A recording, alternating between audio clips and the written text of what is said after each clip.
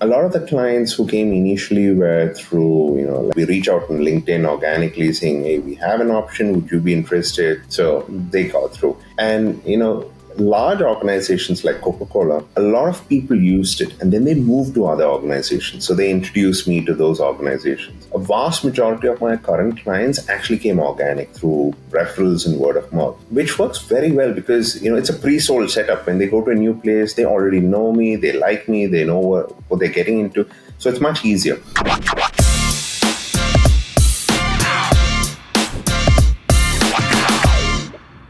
Hello and welcome to this new episode of Indie Board Session.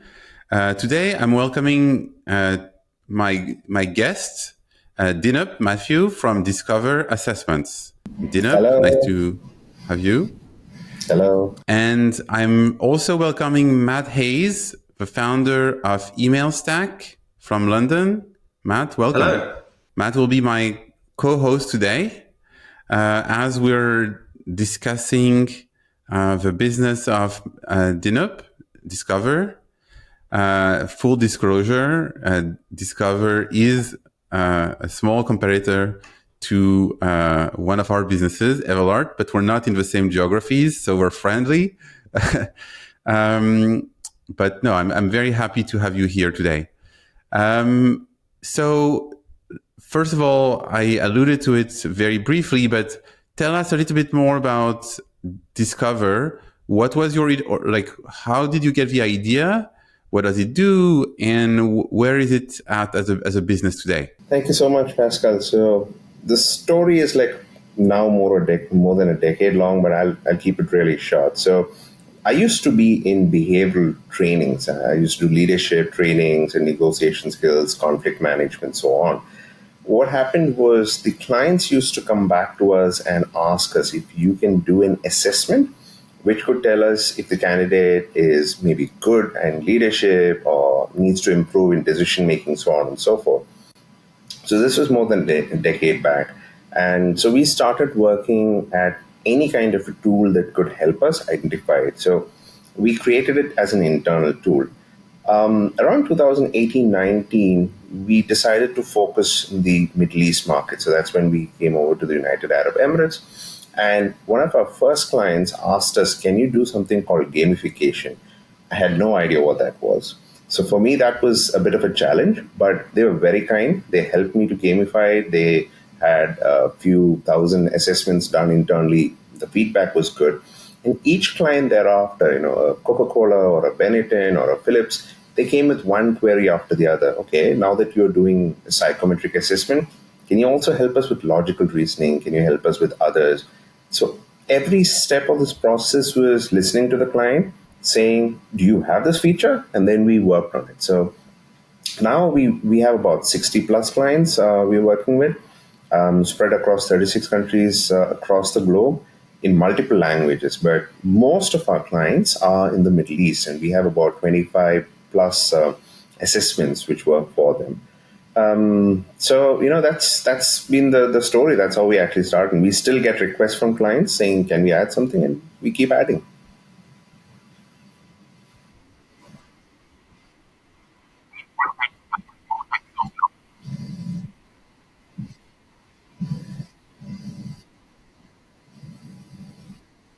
That's correct.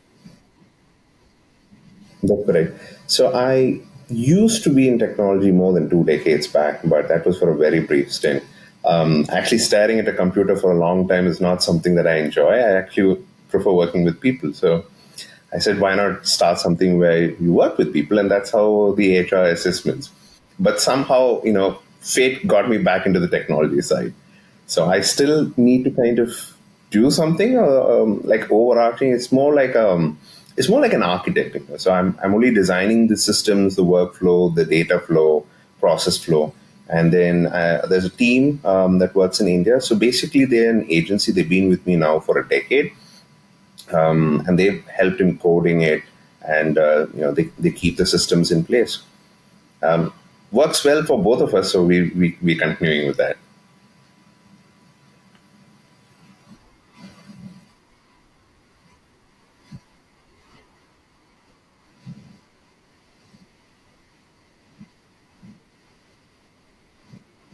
That's that's correct. It's purely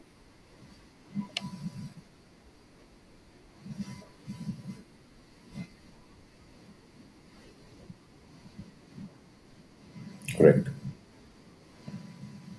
Correct. So yeah, so just to give you an idea of how this has actually gone, a lot of the clients who came initially were through, like the various like we reach out on LinkedIn organically saying, hey, we have an option, would you be interested? So they got through. And, large organizations like Coca-Cola, a lot of people used it and then they moved to other organizations. So they introduced me to those organizations. A vast majority of my current clients actually came organic through referrals and word of mouth, which works very well because it's a pre-sold setup. When they go to a new place, they already know me, they like me, they know what they're getting into, so it's much easier. The only challenge, it's much slower. It takes its own time to grow. We've tried a few other channels. I've had Facebook marketing, I've had Google SEO.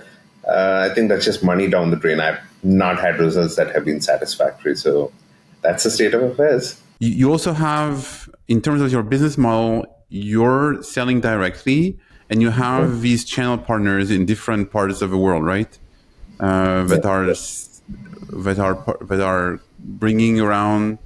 I think you told me before, around 20% of the revenue comes from these partners. that's correct. Can you tell me? Can you tell us a little bit more about who they are? Yeah, What type yeah. of company they are? So the concept came about actually during the COVID time to have a partner model. And the reason was COVID surprisingly made our business very, very relevant. If I couldn't meet, Pascal or Matt over a cup of coffee and I can't interview them or I can't do any assessment, the only thing that can be done is online. So the need for Discover assessments, or for that matter, any online assessment, really picked up during COVID time. The challenge I faced was the time zone difference. So, if I want to speak to somebody in Southeast Asia, or for that matter, somebody in Egypt or maybe in Africa, even in the US for that matter, the time zone difference was proving to be a challenge. Somebody wants to speak late night, my time, or really early morning, and it wasn't going to be easy. So we reached out to a number of partners and we decided that we need to look at those who are already in the space of human resources consulting. Typically, the ones who came through were either in recruitment space or they were into learning and development. Like my partner in the Philippines, he's now been with us for, in fact, the partner in Philippines, India, and Egypt and UAE, they've all been around with us for more than 5 years. So it all started around 2020. Now, the partner in the Philippines, he runs his own, training enterprise, consulting enterprise.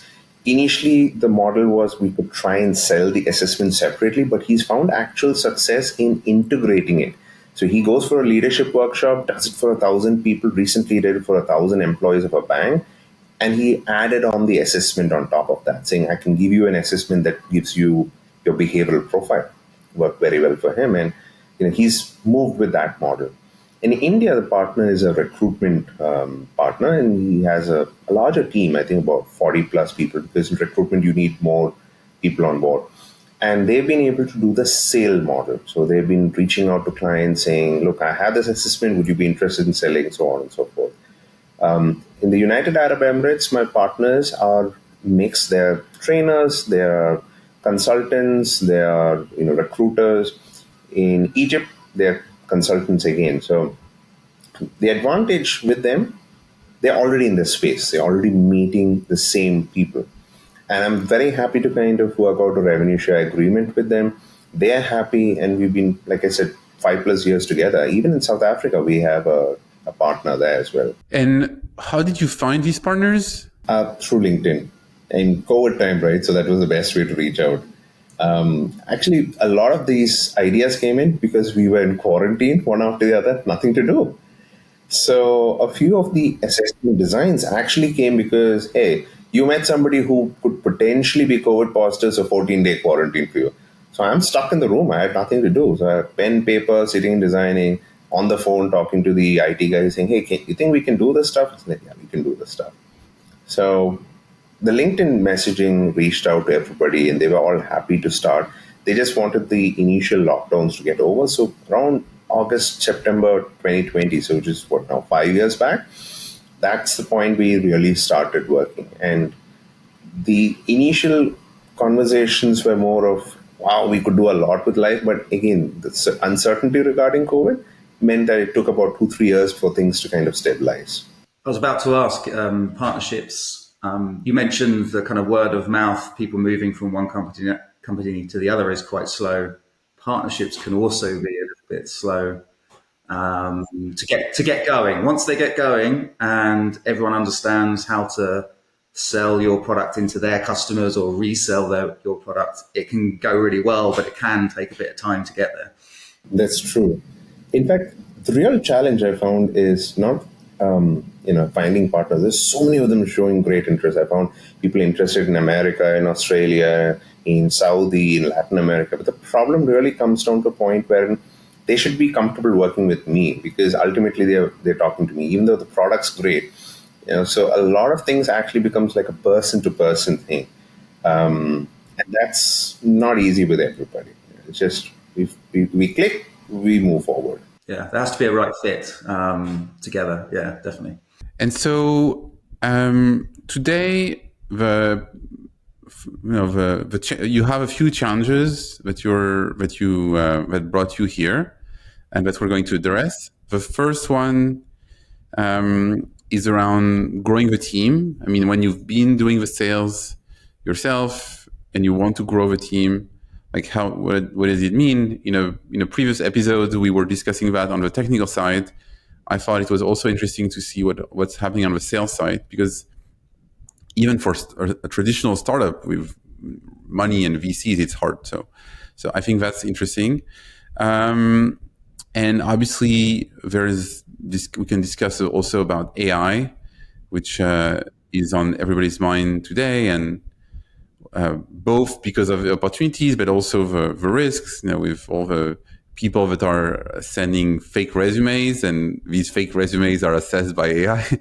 So there is an interesting dynamic here where everybody is pretending, but nobody's touching the resume. Nobody's touching the content. So yeah, I mean, and we can talk about that. Talk about marketing and growth also possibly. But the first challenge and the most interesting challenge is really about growing the sales team. And Matt, I mean, obviously you're the founder today of Email Stack, but before that you were the founder of another bootstrap SaaS founder in the email stack called... It was called Kick Dynamic. Yeah. Which was acquired by Litmus, right? Another, like a large email provider. So what was your experience when you were at Kick Dynamic and you wanted to grow the sales team? Yeah, I mean, it's a little bit of kind of context around how we got customers for Kick Dynamic. It was 60-70% a outbound sales process. So you couldn't use the Kick Dynamic product without, you couldn't test it, you couldn't even see what it looked like without going through a sales process with us. So that's about 70%, and the rest actually was through partners. So interesting, mentioning partners for you now. That was, we had a combination of reselling partners that actually white labeled our product and referral. White label was the bigger. We had one in particular who was an email service provider who offered our service with a completely different brand to it. And that worked actually really well in the end for us. Some painful technical things to get set up. White labeling a product almost meant we had two different interfaces for the product, but apart from that, it was great. So yeah, we were doing fully outbound sales. So I started doing the sales as the founder, and then we moved from that founder-led sales process to a sales team-led process. So I'm actually really whether that would be the same today would be a really interesting thing to think about, because I think the way people buy technology today is a bit different. I think even if you have high average contract value, annual contract values that warrant a outbound sales process, there's still a really strong position for them to try the product in some way before they go into the sales process, which is something we didn't do, but I think we probably do today. But I'm really interested to hear, Dinup, what your current sales process actually is from an outbound point of view, and then how that equates to the team that you have, and then we can kind of talk through that if you want to share that. Yeah, sure. So the two channels that's really worked for me have actually been LinkedIn and email marketing. The reason for both, I think LinkedIn has worked because when I'm reaching out, they can check my credentials and see, what is this person all about? Who is he? How long has he been in the market? So that kind of builds a bit of credibility. And I'm not asking them for their email. I'm not asking them for their phone number. So there's nothing much. I'm saying, hey, you know what? I'm pretty good at doing assessments. I know how to design them, deploy them, work with like 36, 60 plus clients across 36 countries. Would you be interested in knowing more? And they come back saying, yeah, sure. So I was like, okay, if you're interested, let's just get on a call. I set up an MS Teams calls and going. So I'd rarely actually ask them for anything personal. I mean, I don't want their mobile number. I don't want their landline number. So I'm not going to call them and try and sell them anything. It's like you lead the process and I'll work it through. So that works one. The other one is email marketing again. And email marketing, I again reach out with a very short, maybe 3-4 line introduction saying this is what I do. These are my credentials. If any of these are your pain points, I could be of assistance. Just let me know. That's it. And typically, I've found a very interesting take on this. It's a matter of timing. I've had the same email sent 6 to 7 times, but the 7th time it lands and like, yeah, I got a pain. Okay, so I'm going to come with a solution to your pain. So that really worked. A lot of channels simply didn't work. I tried Facebook advertisements, I did LinkedIn ads, I've done Google ads. Unfortunately, no, none of those seem to have actually worked. So over a period of time, I kind of decided let's just stick to these two because it's there, it's working. It's just, I'm still doing this within my own knowledge levels. I'm keep looking out for experts who can help and guide in these. But I haven't found too many out there.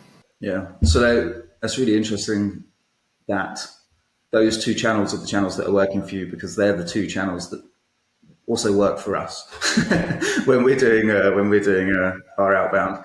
And I can get into towards that if we need to, but it's interesting.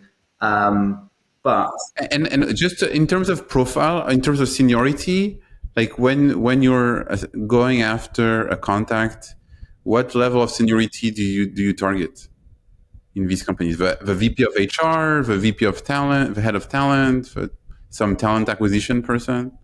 Yeah, so typically, at least in the Middle East, the way it works out is you look for senior personnel. So it could be vice presidents or general managers, talent management, talent acquisition. Now, this is very interesting.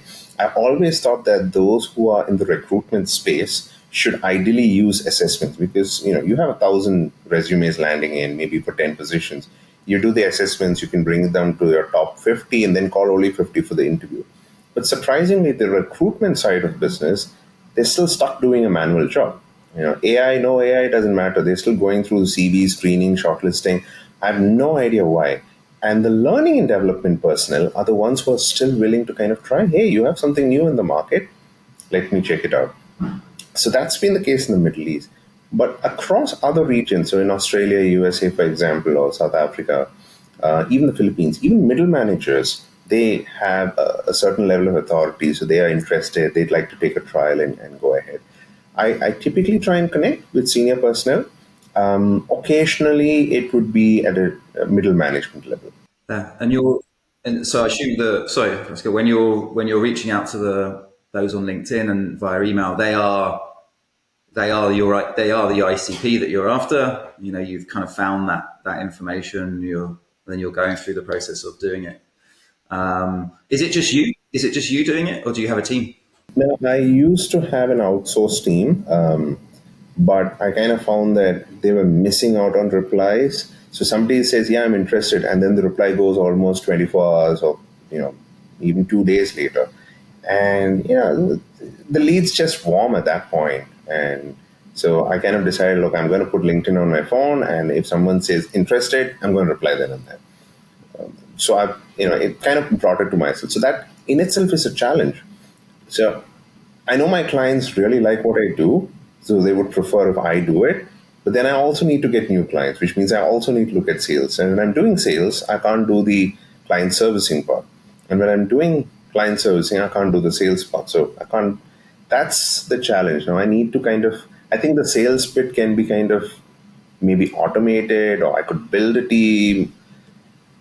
Yeah, so still seeking answers. Yeah. Well, I think the thing that I was thinking through when you were talking through it there would be, I think people engage with you on LinkedIn because you are the company right now. You're the person that's there leading it. So how do you move from that founder-led sale to having someone else do it that is in a sales team? So a sales team-led sale process. So that's a challenge that you'll go through for sure. And I think finding the right person to do that is probably the most important thing. Having someone who is also trustworthy and looks from the outside like you would trust them. They understand your product really well, obviously, but they also they look like, if similar mold to you, in that they can be trusted when they're contacting people on LinkedIn, they're contacting that senior person. Is that something that you're thinking about doing? That's right. I've kind of reached out to a few people in the past. The real challenge becomes it's a bit of a technical product, because when you're reaching out to the human resources personnel, they have good knowledge about assessments. They know that, okay, this assessment can tell you about your leadership. This one can tell you if you are very good with cognitive aptitude. This can tell you about your emotional intelligence. So we have a range of 25 plus assessments. For a typical salesperson, that becomes a bit of a challenge getting into the technical aspects. So I've kind of tried to make it easier, give them a simple pitch deck, a few sales lines, a few hook lines, and when I say simply just get them on a demo call. I'll take up the demo, you take up everything before and after that. Because the demonstration call is when the product is actually shown, and I'm absolutely happy to take 5 to 10 calls a day, no problem. But getting people to that's a challenge. And then post that also. They may have some queries, because it's a B2B sale. There's so many people involved in the decision-making process, right? So Matt has to talk to Pascal has to talk to Matt, somebody in finance would come in, there's a purchase team. So that process sometimes, it frustrates also. Something that should have been closed in a week, 10 days, can take a couple of months, 3 months also. So I'm trying to split the entire process, saying, get the lead to come for a demo, and then after the demo call, go back to the lead and just follow up and close it. I think that can be taken up. So that's my thought. I'm still speaking to a few people saying, would you be interested in doing that? Let's see how it goes. I think that makes sense to me. I was about to say the thing that I got really wrong was I was doing all the sales, and then I thought, okay, I'm going to hire a salesperson and they're going to do all the sales. Right. So I kind of just moved it all over onto this person. I'd set up, we got our pipeline, we had the process, we had everything, we had our ICP. But there was so much more that I was doing that I didn't document, because you just don't realize that you're doing it, that the only way they're going to learn is if they follow you. So what you suggested there, I think, is a great idea about splitting it up. And then you can help them do the outbound, but when it comes into a demo, you can do the demo, and then they can shadow you on that, and then learn how to do the demo, how you speak, all the bits that you pick up because you've done it so much. So yeah, I agree with that. I think that's a good approach. And I think the kind of person that you're looking for that role, so that role would be the first salesperson at your organization in theory. And any other founders, be that first salesperson. The role you don't want someone who has already done lots of sales and has things expected of them. They expect all the leads to land, in their inbox, or they expect all the documentation to be created, or they expect all the demo to be done. You want someone who's a bit more open to doing that themselves, and therefore maybe a bit more of a generalist. So they're able to pick up those different bits. It's quite a hard person to find, but yeah, that feels like that's probably what you're looking for. That's exactly what I was looking at, because earlier we were looking for people who have knowledge in selling assessments. The real challenge is that they become expensive when they're coming on board, and for me that's also a challenge. So that's like the challenge if you are running your own show. You see everything as an expense, right? It's not seen as an investment. So I'm trying to say, hey, it's an investment into the process, but the mind is like, no, it's a cost. So and therefore, if you split it, you can actually get somebody who can do a basic call, get the demo, and I'll do the demo, and then post the demo, they can do the follow-up. So I'm trying to see if that works. Right now, I'm just speaking to two people. One of them could possibly, work with me on this, and I'm also trying to see if that can actually be done on a per lead or a per client component. So I can pay them on a per piece, which will be good for me because I don't need to have them on board with me full time, but they can just come on board and do this work for me. It's something like a fractional salesperson, right? So that's that concept. So it's still in its infancy at this stage. Here I can chime in with a few thoughts. I think that it's better to design something where there's a base and there is an incentive structure where you define very clearly what you want. And in a way, the way that person makes their money and actually can make the gravy of their money is on the incentive structure. So that's number one. The second thing is that if you look at, in Silicon Valley, when we do salespeople, when we hire salespeople or like AEs, we typically think about the price, like the amount we pay as almost is correlated to the amount of MRR or ARR they're supposed to bring. So, obviously these salaries are going to kill you, but and it's a startup money. It's not the same as a bootstrap founder, but typically, if you're going to hire somebody that's going to be at around 300K FTE, so if they make all their money, so 150 typically, you're expecting them to sign $1 million in ARR to actually make their money. So $1 million ARR, sorry, not MRR. So that's kind of a ratio. Obviously, for smaller size deals, the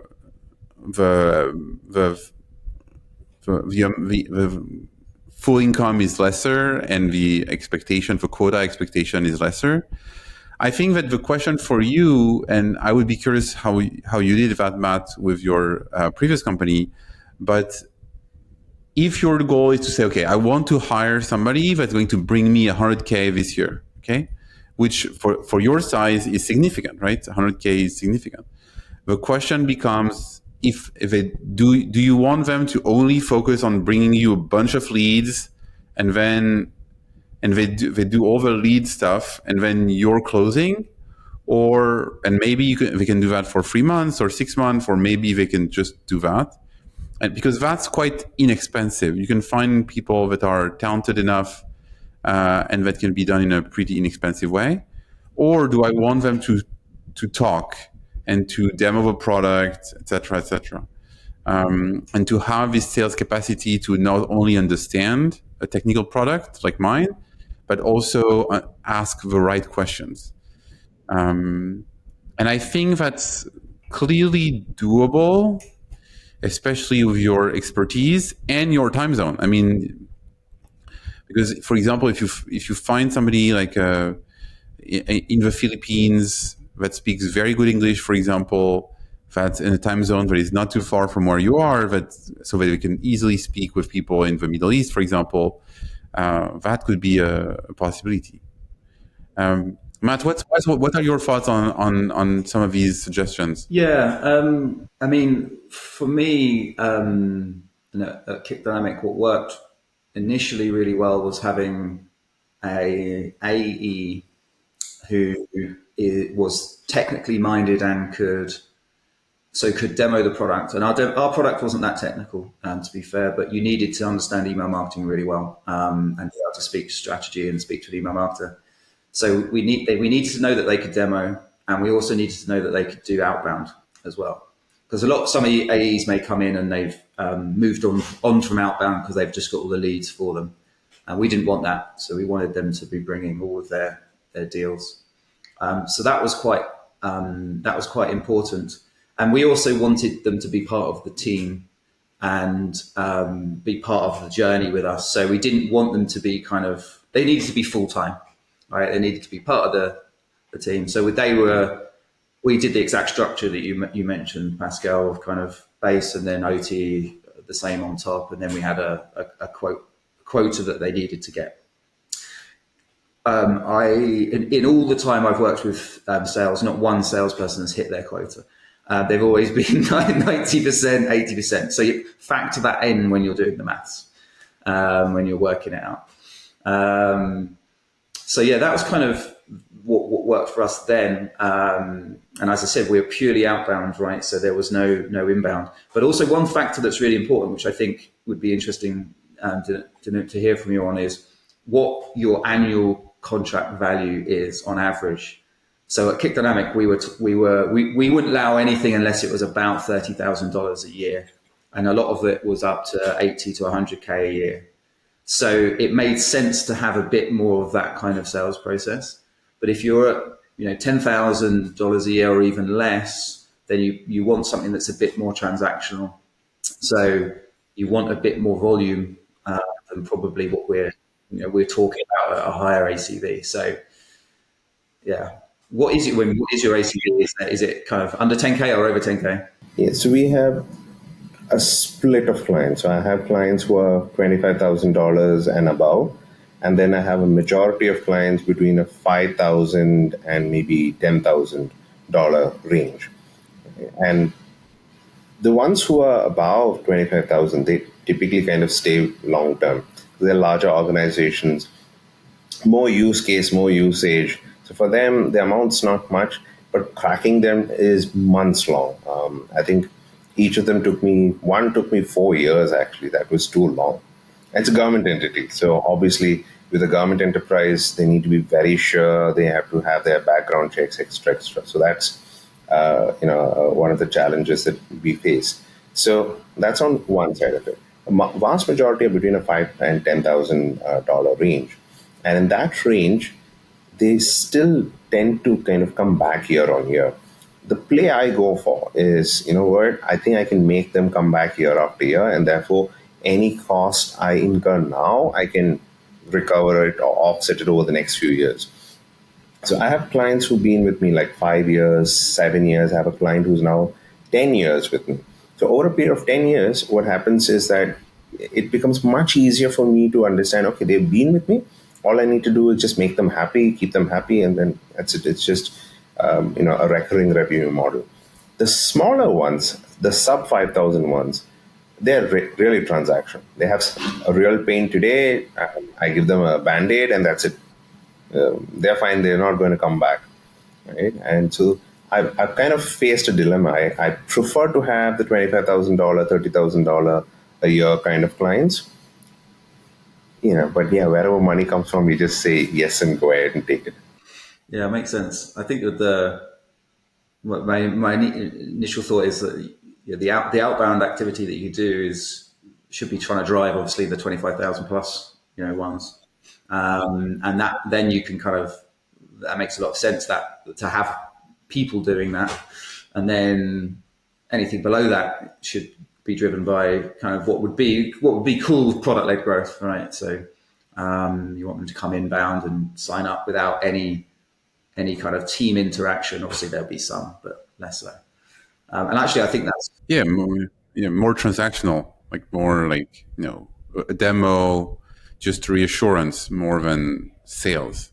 And I think go back to the personnel side and whether whether to kind of get someone who's not an employee and a part of the team to go out and do the outbound activity, or whether it should be. I think if you're putting someone in front of the potential customer and they're speaking to them like we're speaking now, face to face, then they need to be good. They need to be part of the team. I think if you're able to outsource the ability to create those opportunities, so leads, opportunities, whatever you want to call them, and it works, then that would be a great thing to do.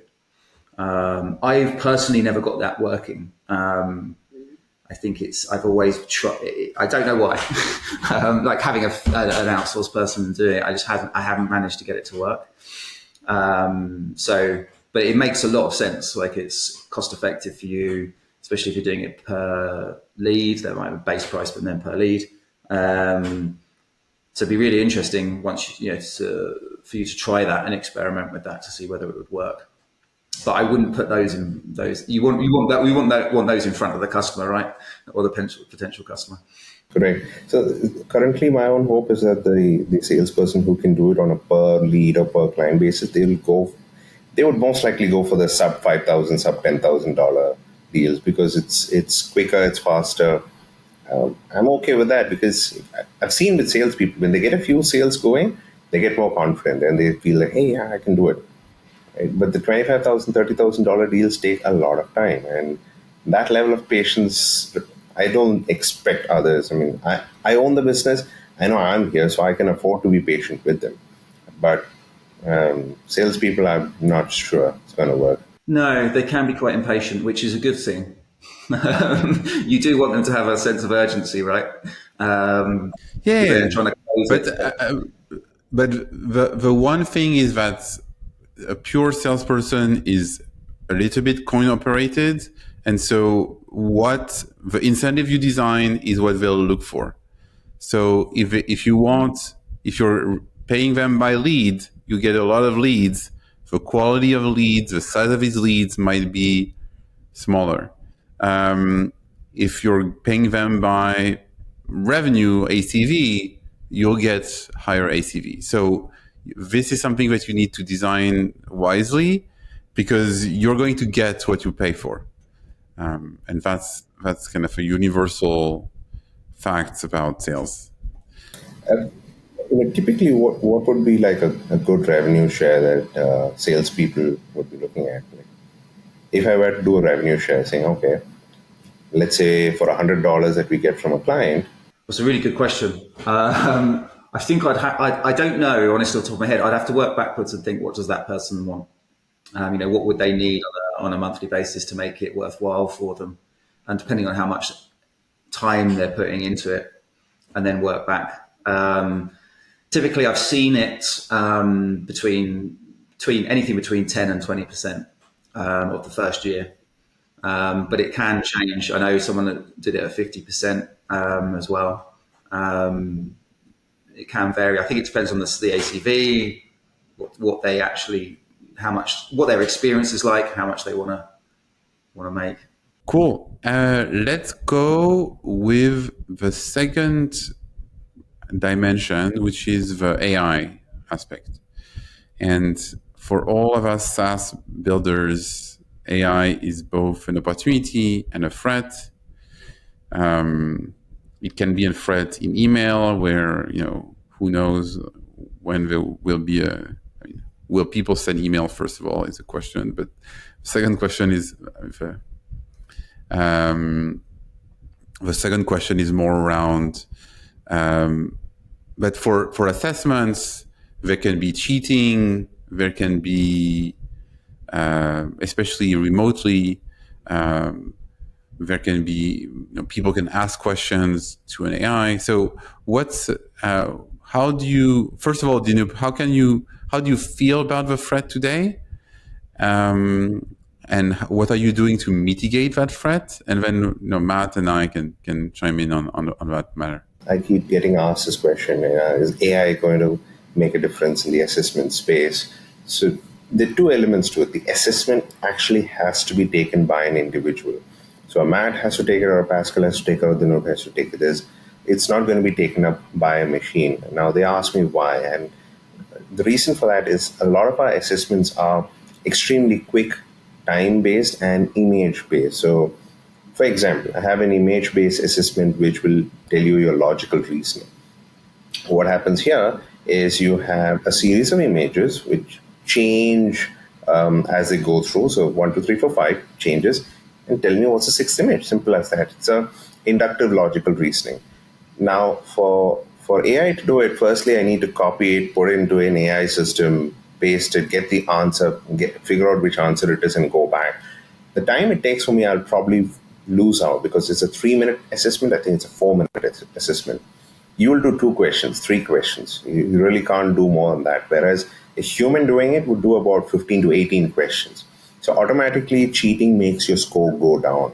So that's the first challenge that I face. The second component is we have proctoring. So, for example, if you're going to do the assessment on a mobile or a desktop, a pop-up comes up saying we need access to your camera as well as GPS to proceed further. So you give OK, and then your image pops up, and you can see yourself being recorded at that point of time. So the candidate is also made aware that if you're trying to cheat, we have you on camera. It's like you go to a store and it says you are on camera. So when you know you're on camera, you're not going to try anything out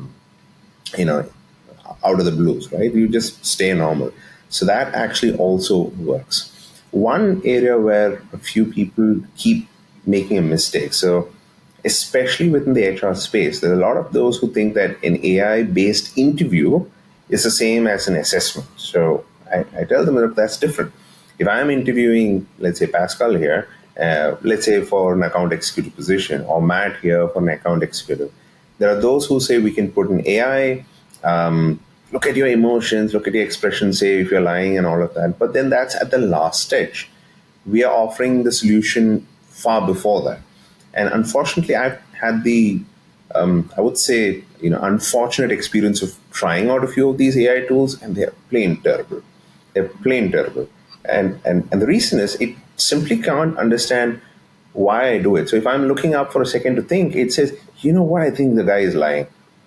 But yeah, I'm not lying. I'm just telling you a fact. It took me a second to kind of recollect, okay, what did I do in the year 2012?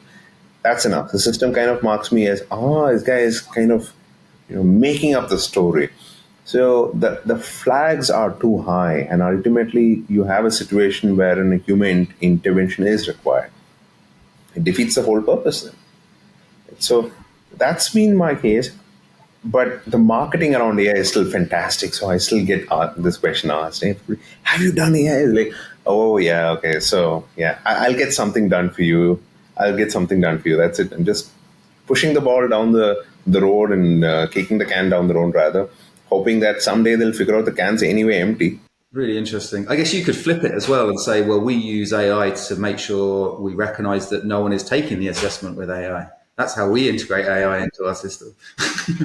Yeah. I had a funny situation actually where, so what happens is when we do the behavioral assessment, at the end of it, for certain HR folks, what we do is we train them. How do you, interpret the graphs, and how do you say this person is good in sales or finance or operations? There were a few people who wanted to cheat there. They actually sent that report up to, one of the AI systems, and the report came. Both of these HR folks had exact same interpretation, word for word, not even a difference.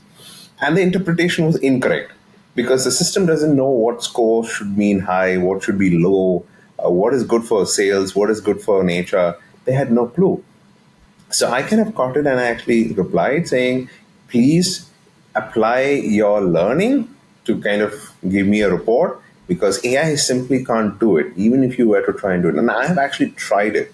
I've given my guides. I've tried to say, okay, this is how you should interpret it. It doesn't work because, unfortunately, there's a lot of these minor adjustments that you need to do in your interpretation, which doesn't come as good. So that's been a bit of a challenge. I think that I've seen a few things on that. The first one is that I think that AI can be useful from a process standpoint. I mean, if you think about it, today most SaaS are very manual. You have to click on a lot of things. You have to do a lot of things. I think that AI can help there. I think that AI is also good at reading text and even grading text. So it opens up opportunities in my mind for that. Recently we've tried to hire a kind of a mini CEO for one of our businesses. And I initially sent people like a video interview, and we had a very low conversion rates because for some jobs, like technical jobs or whatever, in the West, people still want to be talking to a human. They don't like the idea of being assessed at scale. And that was a discovery for me. I thought that we would get to a point where people would do a quick video interview and then it could be assessed by AI and then refined by humans. But I think that people haven't, especially for traditional white collar jobs, they're not ready for it yet. And I can see that. I mean, the market is quite competitive today, and candidates don't realize that. I mean, for that same position, I had a candidate the other day told me, she got kind of a generic answer. We get hundreds of candidates. You didn't get in, and she sent me an email saying, "Who do you think you are? You're Google, having hundreds of candidates." And the reality is that I told her, I sent her an email. I said, "I'm sorry, we got 450 candidates for this position." So, I mean, I can't imagine Google. Google must be 4,500, right?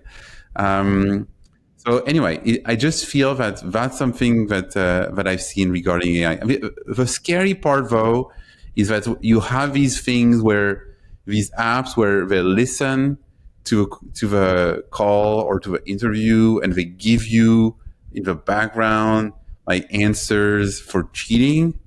That's something that is, at least for voice-based prompt, it's harder. For if it's a multiple choice questions or some of the things that you have on your test, I mean, then people have to go somewhere else to figure out the answer. I'll tell you one of the interesting things. I'm talking, probably 20 plus years back. There used to be these quiz competitions, between different campuses. And they knew very well that everybody would try and search for the answer. Okay? For example, I just want to find who is the current CEO of Google. They could just type it and find the answer. Now, this was an offline quiz competition. So a question paper used to come. They used to give us a 3-hour time to submit it. What the organizer used to do was give us pictures, because early 2003, 2004, picture-based search was still not there. So they used to give a picture and they say, who is this person? And you actually had to understand who that person was and then write it saying, okay, this is, let's say, Matt, he's the CEO of Email Stack. And that was the way it went, because that was their anti-cheating measure, because images are not working. I still find that today, for example, when I sent my report, and I keep testing it, I want to kind of see different models, how good they are. It comes back saying we can't read the graph. And I was a bit surprised. It can read my text, the text that's there in the reports, but it's not able to read the graph. So it's not able to pick out the correct number. And I keep trying to say, look, the left side of the graph is, let's say, a dominance behavioral pattern. The right side is a compliance. It just keeps coming back saying, no, we don't have the capability. So that's one drawback in the current system, you could say, and therefore for me an advantage even now. As long as it's an image-based system, it simply doesn't exist. We don't know what the future holds, but the current way is still good. In the email world, Matt, how is AI perceived? Just before, and it's a good transition to we're going to go to a final section of this podcast, and I think that answer might be a good I think segue. Yeah, I mean, I'm going to answer it in a slightly different way. So how do we think about AI with our email marketing products and kind of future-proof them, make sure that we're using it in the right way?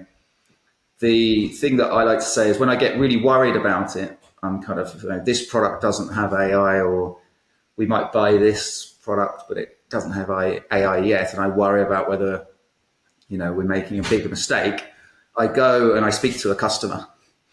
And when I speak to the customer, I ask them what they're doing with AI, and most of them are doing nothing. They're not thinking about it in that way that we are as SaaS founders or tech founders or whatever you want to call us. Yes, they might use some element of it that is provided to them by the product they're using, or they might use ChatGPT to ask questions or run copy through it and stuff like that. But there's not much more beyond that. So I think we've got still a lot of time to figure this out. How AI is perceived for email marketers right now, it will depend. But I think a lot of email marketers are really wanting to embrace it and put it into their flow if it helps their day get better. They can do things much more quickly and much more efficiently. But also they're very cautious because they're sending an email out to millions, tens of millions, to billions of people. And if they get it wrong, so the copy might be wrong, or the image might be wrong, or the personalization is wrong, then it's their responsibility. So they're very cautious about that, about making a mistake. They also don't want to upset their customers. So while there's a lot of people that are wanting to embrace it, there's also just a lot of kind of cautiousness to make sure that there's no mistakes. So I'm going to ask you two questions before we wrap up. The first one, do you have a contrarian view on AI today? And if so, what is it? And it goes back to what we were saying right at the beginning around sales. AI is making outbound sales generic and painful. And I think that all the tools out there that say, oh, we've got the best personalization using AI. We can recognize your prospect before it even knows what it's had for breakfast and can send it. I don't see it working right now. And I get loads of outbound email, I get personally loads of people contacting me for my companies to buy their product, and it's not personalized. It's not great. So I don't believe that works, and I actually think it's going to fill the space with a load of slop, which I heard someone say on a podcast yesterday. And what that means is that if you're doing it manually with personality and it's genuine, you're going to stand out well above everybody else. Yeah. So just to add to what Matt says, I keep getting mails and LinkedIn queries saying, "We love the work you do." I simply reply saying, "What work do I do?" That's it. That's the end of the conversation. So it's system generated. I've started doing that actually on LinkedIn. So when I get a message, I reply saying, "Oh, cool, tell me more." And I get, I reckon 50% reply to me because I know that it's an automated message that they're sending, and they're not on LinkedIn checking it, and the AI isn't set up to manage it that way, So yeah, I do the same. It is quite interesting. I've had terrible experiences with agentic AI. I don't know how that's going to work. So I have credit card with a bank here in the UAE, and they are almost 100% AI. So I have to say card, I have to say yes, I have to say this, and it takes me 10 minutes just to kind of find out a way to speak to somebody. And it's so frustrating because you simply want to say, you know what, I think there's been a mistake in the card, or I need to have it closed, or I need to check on a statement. 10, 12 minutes talking to a machine, and it frustrates you to a point where you say, look, you know what, I think I'll rather switch banks because I want to talk to a human. And that's the danger. That's a real danger where everything becomes driven by machines and the human interaction becomes nearly impossible. And then, actually your brand gets commoditized any which way. Then. Well, last question, which is completely not commoditized. One of my favorite interview questions. Maybe you'll use it for you to hire your salespeople, Dinup. What is the one thing that the most important thing that you've learned from your mother? Okay. So actually, my mom had a very interesting philosophy of life. She says, whatever work you do is to allow you to live a life. So don't make the work you do the life that you want to be. So her view was very simple, right? You need to enjoy your life. You need to go out there and spend time with family. Don't start having these imaginations of trying to be Alexander the Great. I'm going to conquer the world. So you do that, that's fantastic. I'm okay with that. But don't go to a point where you start doing it. So I keep the same philosophy with all the people I work with. Like, you're having a vacation, don't bother. Don't reply to me. It's past 5, 6 in the evening. Don't reply to me on the weekends. I don't want to be spoke. I find that those people are more content and they are happier and more stable. Whereas if I have somebody who's on a hamster wheel 24/7, they just crash a few months down the line. So that's been the lesson from my mom's side, that the work you do should not be the defining aspect of your life. So it pays for your life. So what is it that you're doing outside of it? That's my lesson. Good. Great. Matt? Yeah, I think for me, it's if you start something, you have to do it to your best ability and see it through, even if you don't like it. And I'm trying to do a similar thing with my children, but without kind of being too forceful on it. And an easy example would be, if you say you want to play an instrument and you want to learn it, then learn it up to a level that you're happy with, and then but don't stop. Right? Because there's going to be the part where you'll have the initial rush of like, oh my God, I can play a little bit of a song, or I can make some notes that sound okay. And then there's going to be the fall off where you're like, I sound horrendous and I can't learn anything more. And then you come back. It happens if you're learning languages and everything, right? It's that kind of like, so you've got to see it through to that stage, and then you'll have some enjoyment about it at the other side. So as a child, I was about to say forced, but I think that's quite a strong word. I was very much encouraged to make sure that I saw through things to that stage. Cool. Well, thank you both. Thanks to you both for taking the time today. Very cool episode of Indie Board Session, and have a great day. Thank you, Pascal. Have a great day too. Thank you, man. Thank you, Luke. Thanks, Pascal. See you soon.